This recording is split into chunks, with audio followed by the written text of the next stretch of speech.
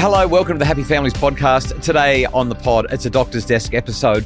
A brand new research report published just in the last few months asks, can growth mindset interventions improve academic achievement? It's a structured review of the existing evidence. Big study, important study, really, really useful if you want your kids to do well. You know that whole idea of a growth mindset? Like if you think you can, you can. If you think you can't, you can't. You're probably right either way. That is increasingly under scrutiny. It seems that the research evidence suggests that the growth mindset data is not living up to the promise, and we're going to unpack why that is next on the Happy Families podcast. It's the Happy Families podcast, real parenting solutions every day. Australia's most downloaded parenting podcast. We're Justin and Kylie Coulson. Every Thursday on the pod, we dissect recent research. We have a look at what's going on in the world of academia as it applies to you as a parent. Today, a conversation about growth mindsets and fixed mindsets. It seems that the science is far from settled. So I'm going to assume that most people have heard of a growth mindset. It's been around for a really long time. Yeah. But can you dissect it a little bit? Can you help us to understand what it actually is and why it became so popular in the first place? Okay, so in 2006, Carol Dweck, a Stanford University psychologist with a resume that would make just about any researcher on the planet jealous, published a best-selling popular book. It was not an academic book, called Mindset. And the idea is really, really simple. And I think that's why it's caught on so well. If you've got a fixed mindset, you believe that your intelligence is a fixed quantity. You can't increase it. You're either smart or you're dumb or you're somewhere in between. Maybe you're average or a bit above average. But that's kind of where you are. If you have a fixed mindset, therefore, you try to do stuff, well, you don't try. You do stuff that you know you can do and you avoid stuff that you know you can't because you're not very smart or you're not very this or you're not very that.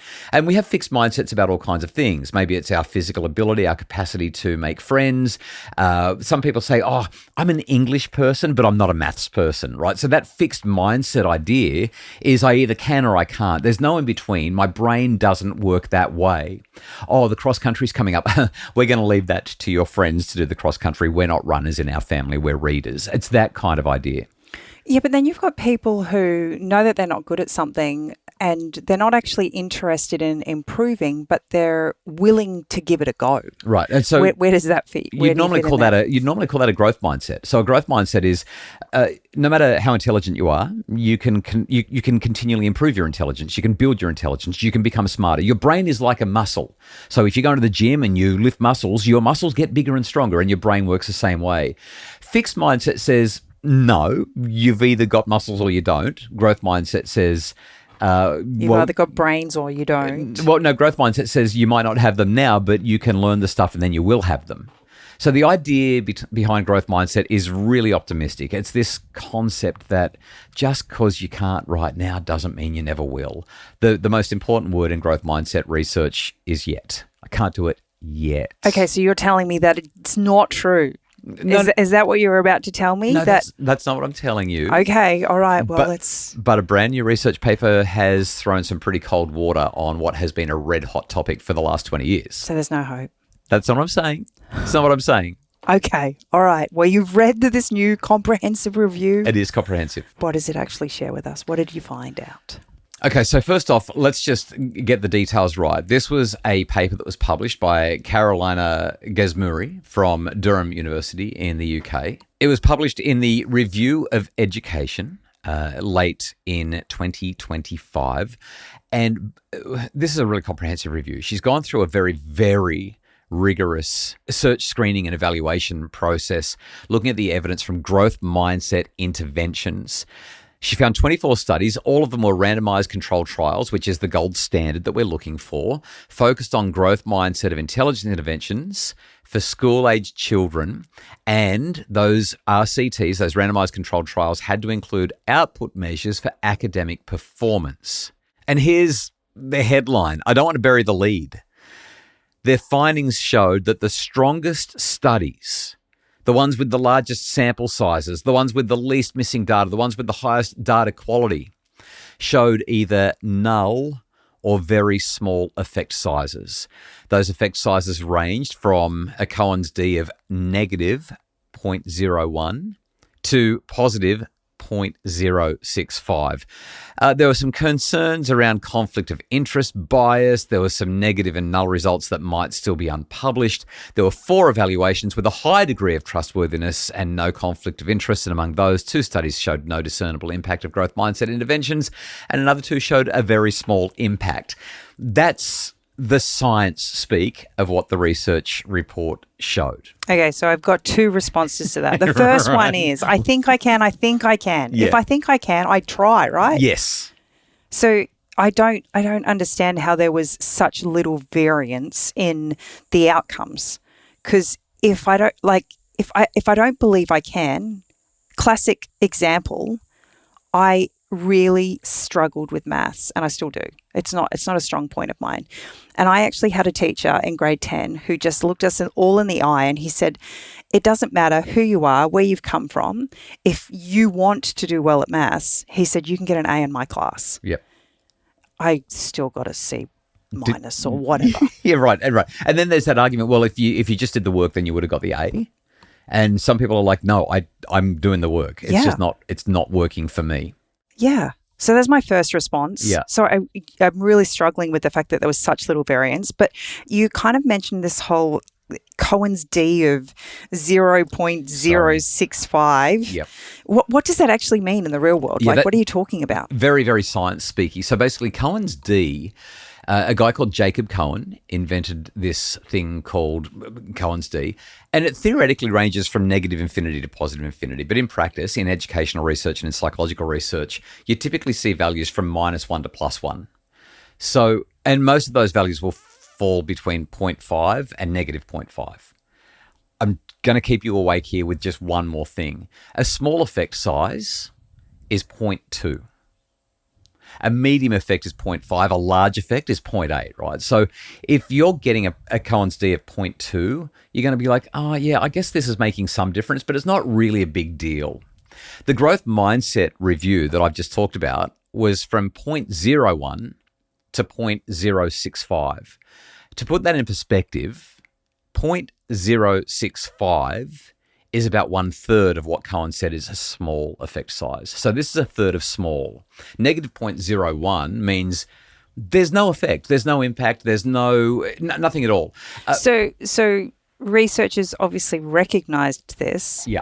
And yet they published it and have taken the world by storm by it, in spite of the fact that there's actually zero research to support them.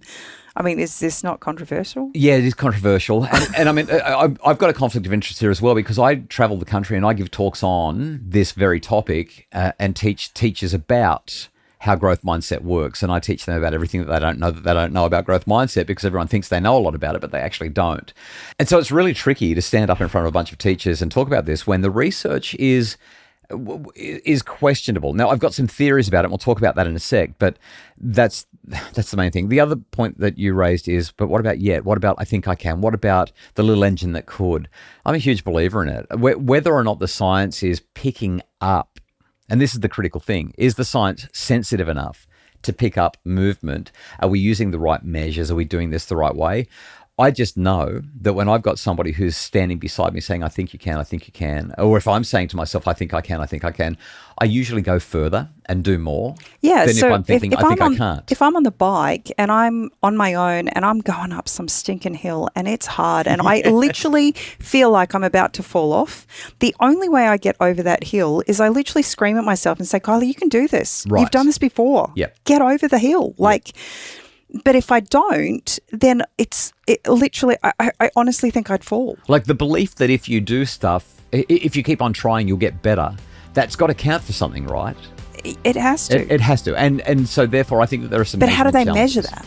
So after the break, let's talk a bit more about this study and what it really means if you're a teacher or if you're a parent and you want your kids to have a growth mindset, but this evidence is calling it all into question. Stay with us.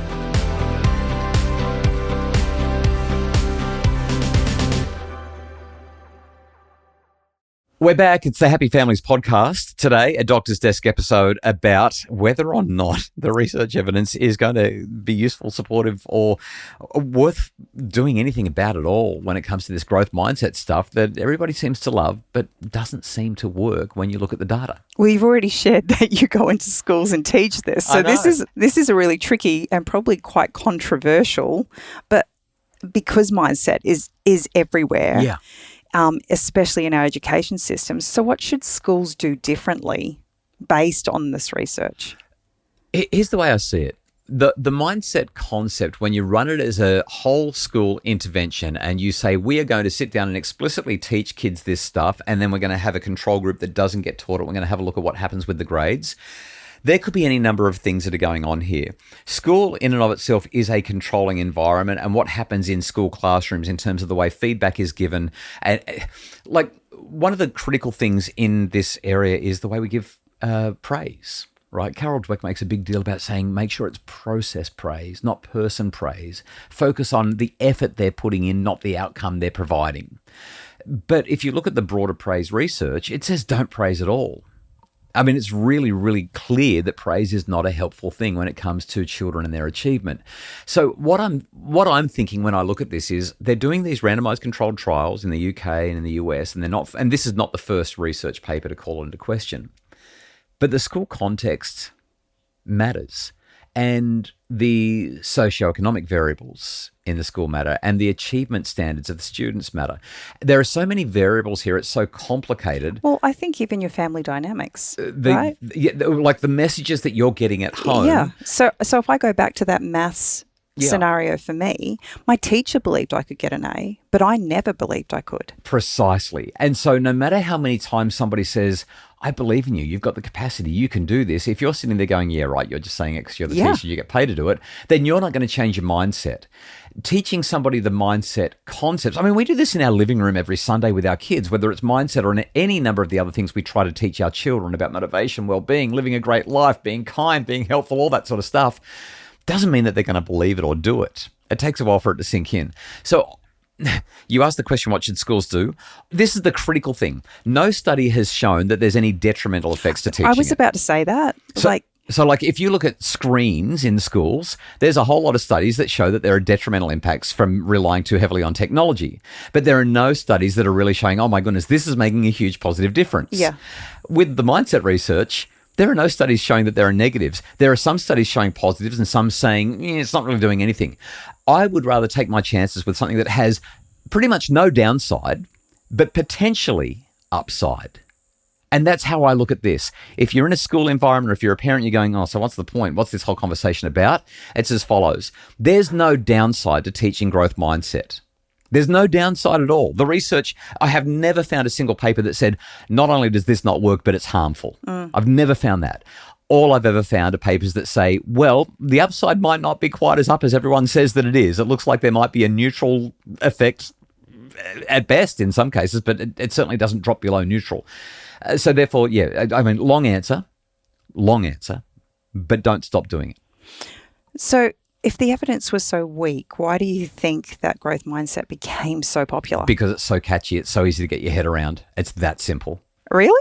Totally. Because if I say to you, if you believe that you can do it, you're going to try harder than if you don't believe you can do it. That's a really easy concept to catch. People understand the idea of persistence, resilience. I think I can, the little engine that could. This is taking something that's old and putting so it's familiar, but putting a fresh spin on it and putting some science around it. It's caught on because people instinctively understand. It makes sense. So some people are going to hear this and they're going to literally say, but growth mindset's made all the difference in my kid's classroom. That's my point. Like that is literally my point. The research evidence may not tell us that there are going to be positive effects in all these gold standard randomized controlled trials. But when you talk to people who are doing it, people like you and I with our own kids, classroom teachers all over the country, they'll say, when I change the language and when I focus on helping kids to just give it one more go, they make more progress. They have more light bulb moments. They have greater success than if I say, you know what, I don't think you were really cut out for English. I don't think that you should do the cross country. It's just not you. You're not that kind of kid. That doesn't lead to positive outcomes. So the whole concept, believing that you can improve, right, through effort, is it fundamentally wrong? No. I mean, how can it be? Look at everything that we do in our lives. The reason that we learn a language, the reason that we start a health program, the reason that we read books, the reason that we do all those things is because we know that those things with intention can help us to be better. So is it the formal interventions that are not working? Yeah, I think that there are too many variables. It's too complicated, and therefore this is a really tricky area to research. I'm not actually the world's biggest believer that this is going to change the world for everybody. I truly don't think that, but I do believe that it will change the world for some kids. Here's the way that I look at it, right? Fixed mindset says you either can or you can't. I don't want to be the adult that looks at one of my kids and says, you know what, you're just not cut out for this. Don't bother. Totally. And I look at the days when I go to the gym with like a defeated belief system. Those days, the gym is hard. Right. I don't even achieve what I achieved last time, right? The days that I go in and I feel pumped and I'm ready and I'm energized, I often will do personal bests. Like I'll push myself in a way that I would never have pushed myself if I didn't believe that it was possible. I want my kids to find their limits and then to discover if they can exceed them. That's really what you're talking about. Yeah. And the growth mindset concept is about doing that. It's not up to us as parents or teachers to say, you know what, kiddo, you're just not very bright. That's not our job. Our job is to say, you know what I really want to see you do is give this a crack and see how far you can go. And then once you've gone as far as you can, let's have a chat about it and see what we can do from there, see what some extra support can do to get you to go further, and let the kids find their own limits. So what's your message to educators who've invested a lot into this whole growth mindset in their classrooms? They might be feeling defensive or disappointed about this research. What would you say to them? I guess it's just a summary of everything we've discussed, and that is that the language that we use will have an impact on the motivation and the effort that many, though not all, students will put in. And it's the same at home. Therefore, words like there is no triumph without the trial.